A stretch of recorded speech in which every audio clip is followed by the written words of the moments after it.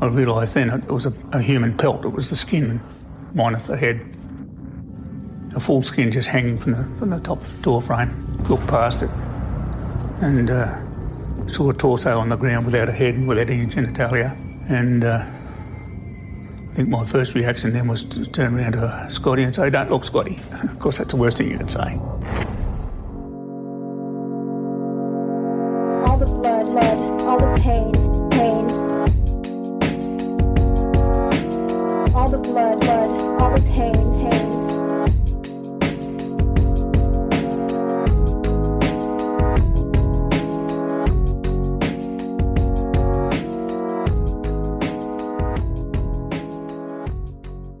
Hi guys, I'm Ashley. And I'm Ricky. And welcome to Crime Salad. Crime Salad is a true crime podcast delivering a healthy portion of crimes bi-weekly on Wednesdays. If you or someone you know lives with domestic violence, you're not alone. Get help without saying a word by visiting the National Domestic Violence website at www.thehotline.org or by calling 1-800-799-SAFE. Help is available 24/7, 365 days a year.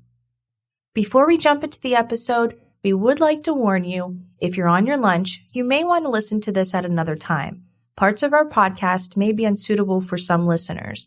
Listeners' discretion is advised. This week's crime is so gruesome, many news stations were not able to cover the story.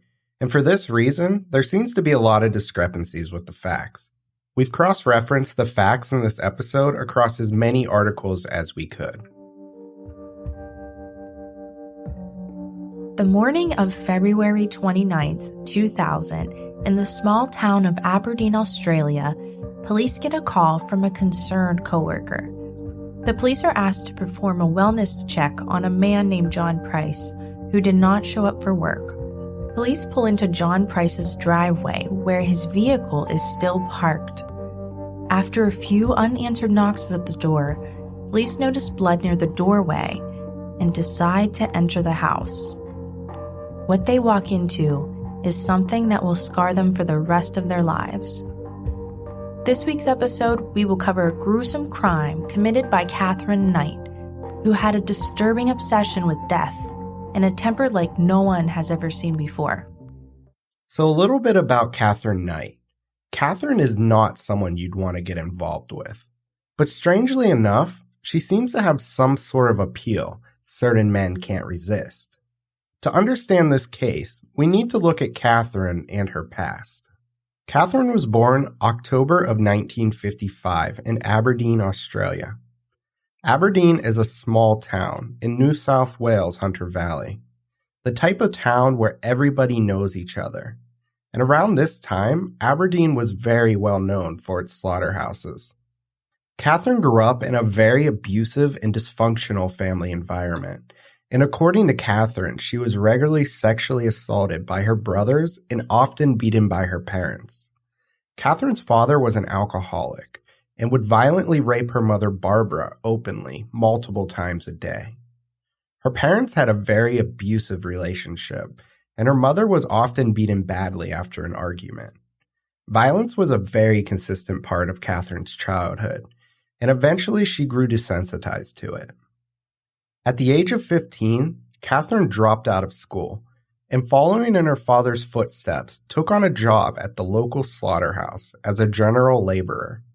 Katherine would soon be promoted and received her first set of knives. Katherine was immensely proud of her accomplishment, as this has been one of her long-time dreams. She was referred to as very caring and sweet by her friends and family, but Katherine had a very well-known reputation. From those who knew her well, if she was in a bad mood, it was in your best interest to keep your distance. While in high school, she was a bully who often picked on smaller children, and even sometimes making very violent threats. When not in one of Katherine's dark moods, she was actually quite the opposite. In 1974, Katherine would meet her first love, David Kellett, at the young age of 18.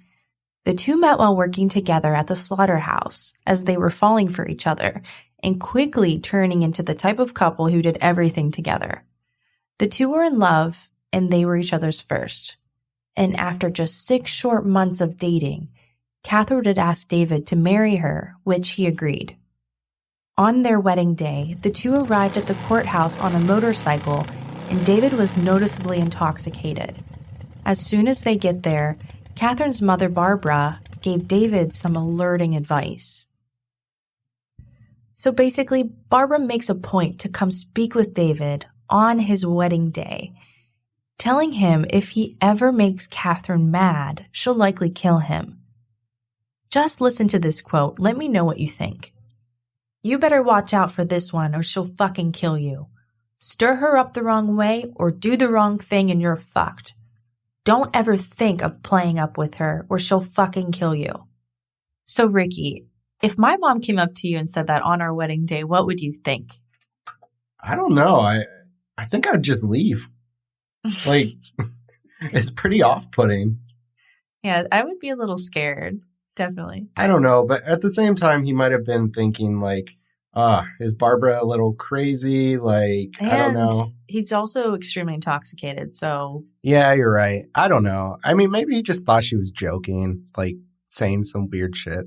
Well, later that night, and after celebrating at a local bar, the happily married couple would head back to their hotel to enjoy the rest of their night. But, to David's surprise, Katherine had very specific expectations for the night. After a romantic evening together, the two would make passionate love a few times. Exhausted, David went to sleep for the night. But to Katherine, the night was ending too soon. Full of rage, Katherine dives on top of David while he's still asleep, violently strangling him, almost to the point of killing him. While putting up a fight, David manages to wrestle Katherine off of him and is able to escape. So what was that? What would infuriate Katherine so much she'd want to kill her new husband on their wedding night? Well, later, he'd actually find out the reason he was attacked was because they only had intercourse 3 times that night. And to David's surprise, Katherine expected to have intercourse at least 5 times, because this was the number of times her mother had made love on her wedding night. And even though this should have been an immediate red flag for David, they would remain married for 10 long years. And in those 10 years, David would experience numerous violent acts with Katherine. And on a separate occasion, David was out late competing in a dart competition at a local bar. He was out much later than he anticipated after making the finals. Heavily pregnant, Katherine was furious David was still not home. And feeling betrayed, she planned to make her feelings felt when he walked through the door. And as he walked through the door, Katherine smashed him in the back of the head with a hot clothing iron, fracturing his skull. Everything went black, and 2 days later, David would wake up in the hospital and remain there for 10 days to fully recover from the act. But this still wasn't enough for Katherine. While David was in the hospital, Katherine gathered up all of his clothes and belongings and put them in a bathtub and set them on fire. While still at the hospital, police urged David to press charges against Katherine, but Katherine convinced him not to for the sake of their soon-to-be-born child. And David would agree. With the continuous violent abuse from Katherine, David was beginning to get fed up and decided to move to Queensland with another woman, leaving his new baby and Katherine behind. Katherine felt betrayed by this and abandoned, putting her mind in a very dark place. This was a tipping point for Katherine, and soon after, she was seen in public violently thrashing a stroller around with a newborn baby inside. Eyewitnesses call the police, and she's admitted to St. Elmo's Hospital. Doctors diagnosed her with postnatal depression, and she stayed there for several weeks before being let go. Even though she was admitted, this didn't seem to stop Katherine's violent behavior. As her anger and resentment towards David continues to rise, Katherine then abandons her 2-month-old baby by placing her on an active train track. With her baby still on the tracks, Katherine goes into town swinging a stolen axe, threatening to kill anyone near her. Back at the tracks, a local man named Old Ted found and rescued the baby off the tracks just moments before a train would come through. Police arrest Katherine and take her back to the same psychiatric hospital. However, this time, Katherine would sign herself out the very next day. Katherine's motive was still not complete. And keep in mind, this all happened in the 70s, and even after she was extremely violent and endangered the life of her daughter, Katherine would still get her daughter back, and hardly with a slap on the wrist. There was another instance, and we'll keep it brief. Katherine asked a local neighbor to give her a ride to the doctors because her baby was sick. The neighbor agrees, and while in the car, Katherine pulls out a knife and demands them to take her to David's mother's house to kill David's mother. On their way, the family managed to convince Katherine to pull over at a nearby convenience store because their child was having an asthma attack. The family alerted the store clerk to contact police. Once police arrived, Katherine was in a full-out rage, swinging a steel rod, threatening to hit someone. Police arrest Katherine, and she is taken to the same psychiatric hospital for a third time without any criminal charges. This is something that I just can't understand. She clearly is not a fit mother. She's extremely violent to anyone that gets in her way, but somehow doesn't get anything more than a stay at the psychiatric hospital. I don't know. It feels like back then they didn't really understand like mental health. You know, it seems like she's doing these things and, you know, she's just getting like a slap on the wrist and they're kind of blaming mental health. They're like, oh, she's not in the right state of mind. That's why she did these things. Let's give her some treatment and, you know, we'll release her. But it's like these things keep happening. She knew exactly what she was doing. She knew if she injured David's mother, that she would have his full attention. Although Katherine never made it to David's mother's house, Katherine's overall plan was beginning to play out. And when David heard the news, him and his mother set out to save Katherine from the psychiatric hospital. When they arrived to pick up Katherine, Katherine's mother, Barbara, just signed her out. David and his mother, still in the car, are seen by Katherine's mom. Barbara goes absolutely crazy on David as he still sits in the driver's seat. Katherine comes running up behind her mother, Barbara, and punches her in the back of the head, knocking her down. David's mother is still in the back seat of the car and completely shocked about what she witnessed. But in Katherine's eyes, she won. She now has David's full attention, which is all she really wanted in the first place. And at this point, Katherine is just being rewarded for all of her bad behavior, and it just seems to get worse from here. After all of this, somehow David and Katherine decide to make a fresh start. David gets a new job driving trucks, a job keeping him on the road a lot, while Katherine gets another job at a slaughterhouse, doing what she loves.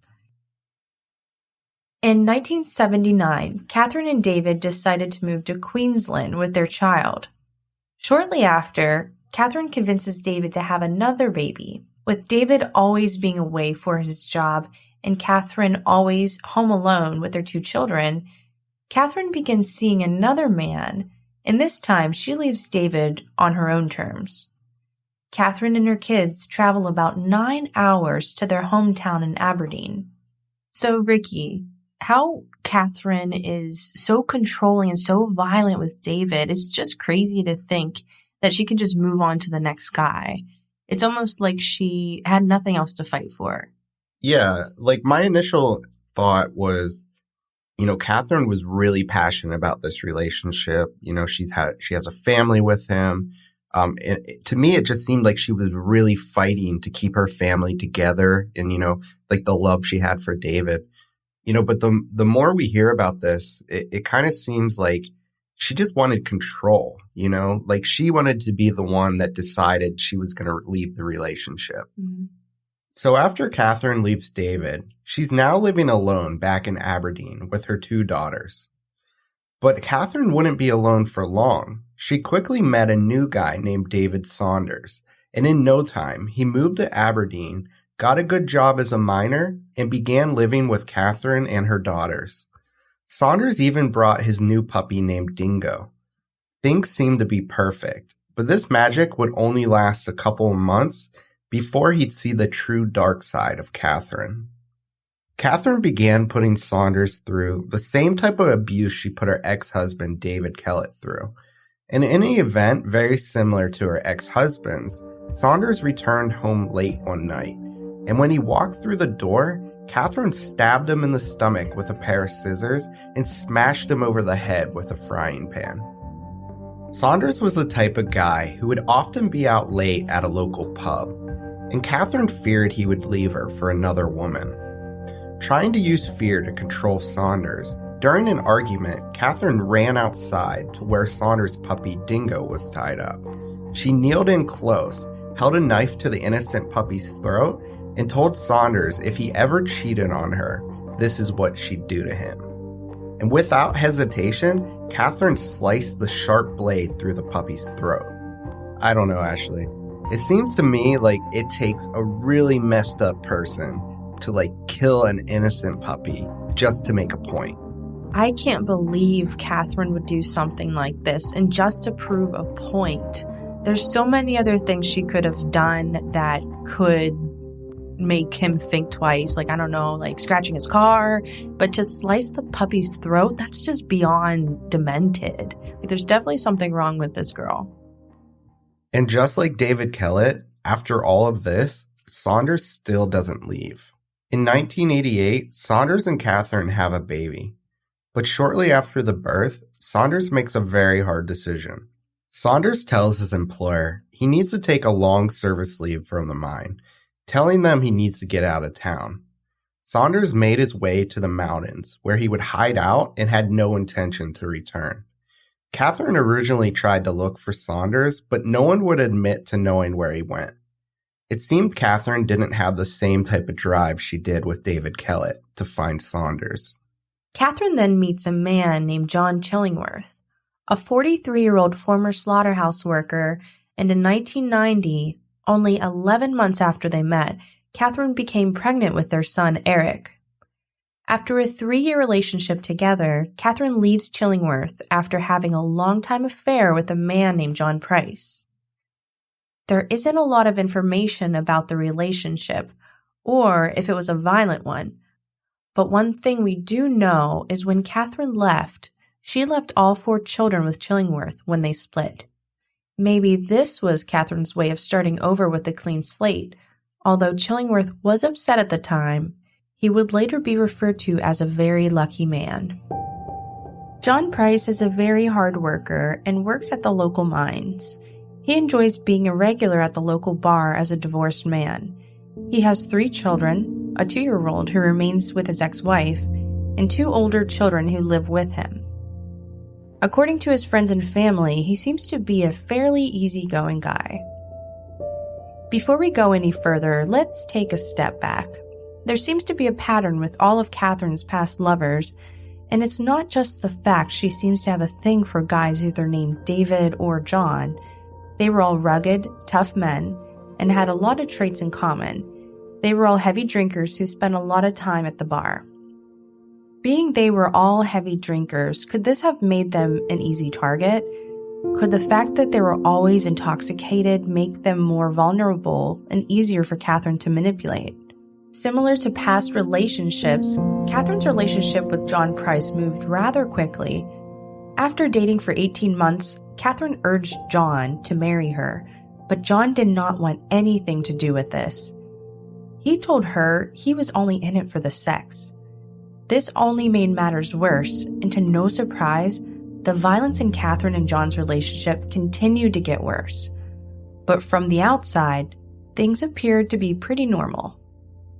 Although Katherine and John didn't live together, she treated his house like it was her own. At this point, things were starting to spiral out of control. Even verbal arguments were turning physical. On one occasion, Katherine turned violent and stabbed him in the chest. Because arguments were getting so dangerous, John demanded her to leave multiple times, but Katherine stood her ground and refused to leave. Instead, while John was at work, she would rummage through his belongings and one day came across his written will stashed away in his sock drawer. After opening the will, it revealed he was leaving all of his belongings and savings to his ex-wife and kids. This infuriated Katherine, and when John returned home, she demanded $10,000 to leave him for good. John refused to give her anything at all. Katherine immediately sought revenge. She couldn't stand not having complete control over John's life, and he wasn't giving in, but Katherine had a plan. If she could find a way to make John lose his job, she knew it would cripple him. This is when she decides to make a video recording of items John brought home from his work. Notably, an expired first aid kit John removed from the trash at the mine. Katherine then sent the video to the police and to John's boss. Katherine's mischievous plan caused John to be fired from his job after being employed for 17 long years. John was 43 years old, unemployed, and in an instant, he lost everything he built for himself, along with his pride. This time, Katherine had gone too far, and John finally put his foot down and kicked her out of the house for good. A few months go by, and somehow John forgives Katherine and they get back together. Only this time, he refuses to let her move in. His friends and his family could not believe it. Many of his friends who were there for him when he lost his job refused to support him in his decision to get back with Katherine and quit talking to him. What was so appealing about getting back together with Katherine? There's really no benefit in being in a relationship with Katherine at all, and there's nothing really holding them together. They're not married, they don't have any kids or even a house together, not to mention there's so much violence. But what John doesn't know is this would be the worst decision he would ever make. At this point, John is becoming more and more terrified of Katherine and what she could be capable of. Soon, John would get his job back, and on his first day back to work, he expresses his growing fear of Katherine to his coworkers. John tells them about a huge fight they had the day before and how in the middle of the night, he woke up to find Katherine standing near his bed with her hands held eerily behind her back, watching over him. Confused and sensing danger, John managed to see Katherine's reflection from the mirror in the room. There was nothing in her hands. John tells his coworkers he has had enough, and he wants Katherine out of the house and out of his life for good. It's now February 29th, 2000. John goes to his boss as a cry for help and tells them Katherine is absolutely insane and he desperately fears for his life. His boss recommends he goes to the police to file a restraining order against Katherine to get her out of his house. John takes his advice, but is given bad news. Police tell him they're unable to remove Katherine from his house, and they would need at least 3 weeks to take legal action against Katherine. John boldly tells the police he'll probably be dead by then. Frightened for John's life, his friends and coworkers urge him not to go home that night, but John insists he has to. If he doesn't go home, Katherine will go after his children. With a steady face, John tells his friends, "If I don't show up for work tomorrow and my car's still in the driveway, she killed me." In the meantime, Katherine already planned out her attack. That morning, she went out and bought herself a sexy silk black nightie, as if it were a special occasion. Katherine then took an unexpected trip to her daughter's house to make a memorable visit with her grandchildren. Katherine brings along her video camera to document the visit. In the video, she's seen kissing and hugging her grandchildren, as if she was saying goodbye. She then looks right into the camera and says, "I love my grandchildren, and I hope I'll see you all again." Almost as if she wasn't sure if this would be the last time she'd say it. That evening, with a well-thought-out plan, Katherine goes back to John's house, takes a nice relaxing shower, puts on the black nightie she bought earlier, watches some TV, and then, finally, it's time. Katherine wakes up John, and they begin having passionate sex. And as soon as they finish, she strikes. It's now March 1st, and as the workday begins, coworkers notice something's off. John's still not at work, and this is unlike John. John is always the first to arrive to work, and he still hasn't showed up. John's coworkers are beginning to get the feeling something bad has happened to John, as he previously warned them the day before. With the words, "If I don't show up to work, she killed me," still fresh in their minds, they waste little time and reach out to a neighbor who confirms John's car is in fact still in the driveway. Without hesitation, coworkers quickly notify the police, urging them to check up on John. As police approach John's house, they find his car is still in the driveway. The two officers knock on the front door of John's house, but no one answers. It's suspiciously quiet, as if no one was home. One officer peeks into the mail slot and sees what looks like blood on the wall. The officers make their way into the backyard and enter the house through the back door. Now inside, the house is quiet and it seems empty. As the officers slowly walk through the house, they see something that resembles a curtain hanging in the kitchen doorway. As they near the kitchen, a police officer guides the curtain-like object to the side in order to look into the kitchen. The curtain felt thick and cold to the touch. The police officer feels something wet running down his arm. It was blood. His initial thought was he must have injured his arm when breaking through the door. But after taking a closer look and examining his arm, there was no cut. Directing his attention back to what he thought was a curtain, and this time taking an even better look, he quickly realizes this was no curtain. This was human skin hanging from a meat hook in the entryway. The officers' bodies filled with fear, and they were in complete disbelief about what they were seeing. Managing to pull themselves back together, they continued past the hanging skin and into the kitchen.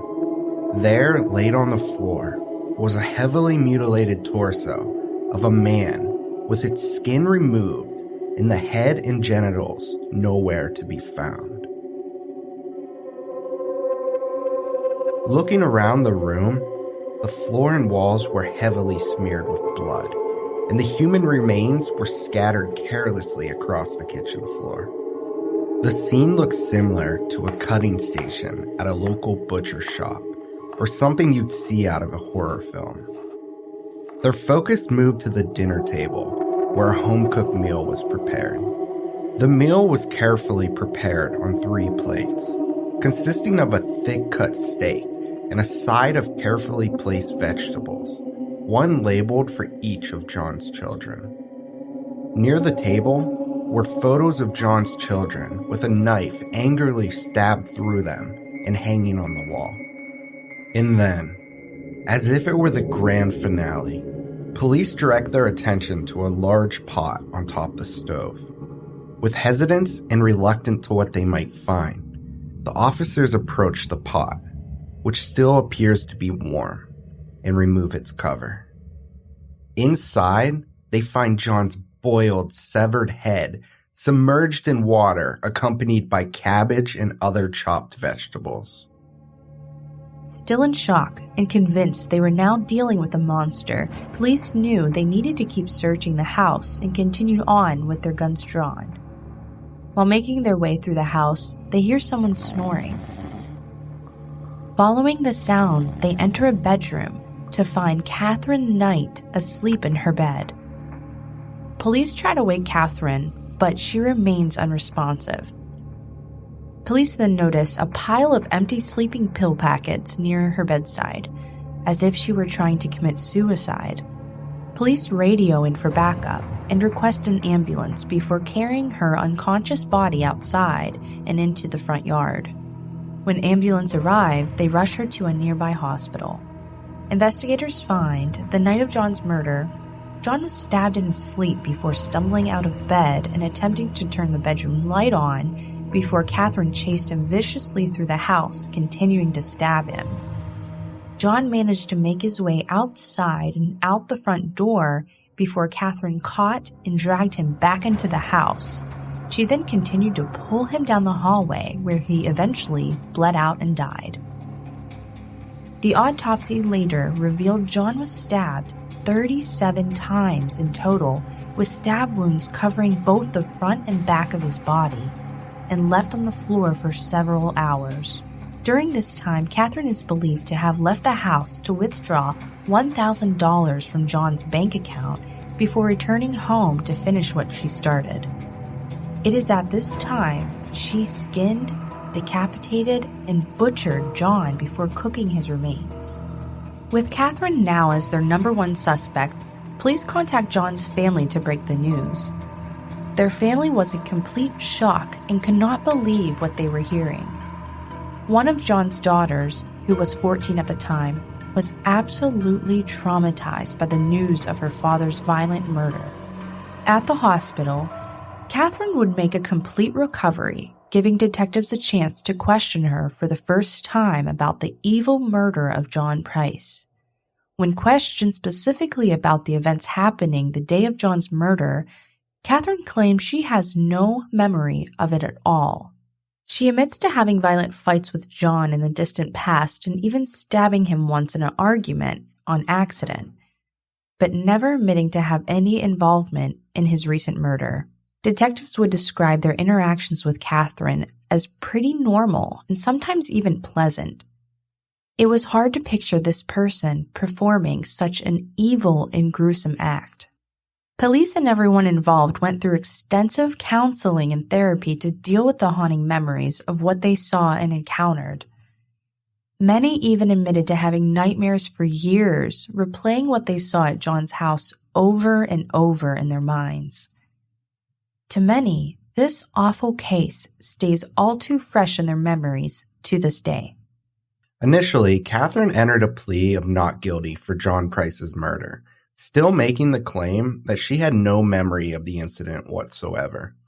When the trial began, the court offered the 60 jury prospects to have the option to be dismissed because of the gruesome nature of the crime and the photographic evidence which will be involved. Out of the 60 jury prospects, 5 dropped out immediately, and once the witness list was read out loud, several more would drop off. For those of you who might not know what a witness list is, in a criminal case, a witness list may be used to inform prospective jurors of who will likely testify, allowing prospective jurors to state if they know any of the witnesses and would therefore be partial in making a decision. However, none of this would matter because the very next day, Katherine would change her plea from not guilty to guilty, and the jury was dismissed. Shortly after Katherine's decision was made public, the judge ordered a psychiatric assessment to make sure that Katherine was fit to make such a plea. Katherine's legal team planned to defend her by claiming amnesia and dissociation. However, after a psychiatric assessment, they would conclude Katherine was sane, but suffered from borderline personality disorder. I find it strange that Katherine never gave a reason for making a guilty plea. She never took responsibility or admitted to the crime. Yeah, I think you're right. I think the judge took this into consideration when making the sentence. Throughout the trial, Katherine showed a general lack of remorse for her actions. So this actually resulted in Katherine being the very first woman in Australia to ever be given life in prison without parole. Yeah, and Katherine and her legal team would actually try to appeal that sentence, but were turned down. So Katherine is now 64 years old, and she's 18 years into serving her life sentence in Silverwater Women's Correctional Center. The book Green is the New Black by James Phelps had a really cool excerpt where they interviewed a woman who is also an inmate at Silverwater. She spoke about what a typical day looks like for Katherine and how other inmates perceive her in the correctional center. Katherine seems to have adjusted very well to the life in prison and is often referred to as the prison Nana. A typical day for Knight starts at 7 a.m. every morning when she wakes up to go to one of the most tedious jobs in the prison, making airline headphones. She's stuck in a factory every day from 8 a.m. to 1 p.m., making headphones on a big, loud machine. Katherine is one of the best workers in the headphones factory and commands the top wage. She gets through more work than anyone else, and she enjoys her job, taking pride in what she does. After Knight finishes her day at the headphone factory, she eats lunch before retiring to her cell. Her cell is the same size as every other cell in the wing. It's a one-out, single-person corner cell at the end of the wing. She has a bed, clothes, and the centerpiece of her room is a big old table that she uses for making art. Knight is also a prolific prison artist. She has become a skilled painter and raises money for the prison by selling her work. She's an incredible artist, but she never signs anything that she does, and she never will. She doesn't want anyone making money off her name because she killed someone. She hates the idea of some sick person buying her art because they think what she did was cool. The thought of someone hanging something on their wall just because she's a killer repulses her. Katherine is amazing with pencil, paint, and pottery. A lot of her pottery is on display in the foyer. On occasion, she allows them to sell a lot of it to raise money for charity in the jail without her signature, of course. According to the inmate, Knight has little left on the outside of prison. Her family and friends have all abandoned her. The inmate also stated she has zero contact with the outside. Everyone would be on the phone every day speaking to people outside, but she's never seen Katherine on the phone, and it's actually quite sad. And although Katherine loved to cook in her past, she's not allowed anywhere near the cafeteria kitchen or sharp knives. So this concludes the story of Katherine Knight. If you're interested in learning more about this case, you can find pictures of Katherine, her ex-lovers, and the crime scene on our website at crimesaladpodcast.com and also on our Instagram at crimesaladpodcast. If you enjoyed this episode, help support Crime Salad by leaving us a 5-star review on iTunes or wherever you listen to podcasts. Remember to follow us on Instagram and be sure to tell a friend about Crime Salad. If you or someone you know lives with domestic violence, you're not alone. Get help without saying a word by visiting the National Domestic Violence website at www.thehotline.org or by calling 1-800-799-SAFE. Help is available 24/7, 365 days a year. Do you have a case that would be awesome for our podcast? Feel free to reach out to us directly. We'd love to hear from you. And thank you all so much for listening. We'll see you again. Crime Salad is a true crime podcast delivering a healthy portion of crimes bi-weekly on Wednesdays. Crime Salad is a Weird Salad production. Are you kidding me? That was perfect. All the blood, all the pain. All the blood, all the pain.